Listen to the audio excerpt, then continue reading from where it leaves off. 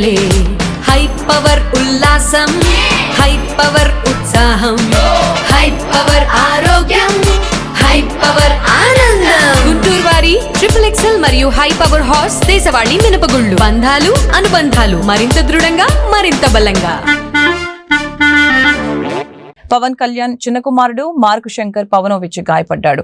సింగపూర్లోని స్కూల్లో జరిగిన అగ్ని ప్రమాదంలో అతడి చేతులు కాళ్లకు గాయాలు అయ్యాయి. అతడితో పాటు పలువురు చిన్నారులు గాయపడగా వారిని ఆసుపత్రికి తరలించి చికిత్స అందిస్తున్నారు. ఈ విషయం తెలుసుకున్న పవన్ కళ్యాణ్ సింగపూర్ వెళ్లనున్నారు. సింగపూర్లోని రివర్ వ్యాలీ షాప్స్ లో మంగళవారం ఉదయం 9:45 ఘటన చోటు చేసుకుంది.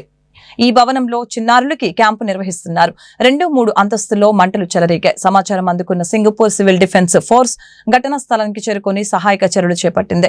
భవనం లోపల చిక్కుకున్న వారిని రక్షించి రెస్క్యూ సిబ్బంది బయటకు తీసుకుని వచ్చారు. ప్రస్తుతం పవన్ అల్లూరి సీతారామరాజు జిల్లా పర్యటనలో ఉన్నారు.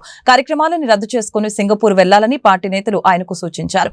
ఇచ్చిన మాట ప్రకారం గిరిజనుల్ని కలిసి వెళ్తానని పవన్ కళ్యాణ్ చెప్పారు. నేడు ప్రారంభించాల్సిన అభివృద్ధి కార్యక్రమాలకు ఏర్పాట్లు చేసినందున వాటిని పూర్తి చేసి వెళ్తానని అన్నారు. సీతారామరాజు జిల్లా పర్యటన ముగిసిన తర్వాత పవన్ సింగపూరు వెళ్లనున్నారు.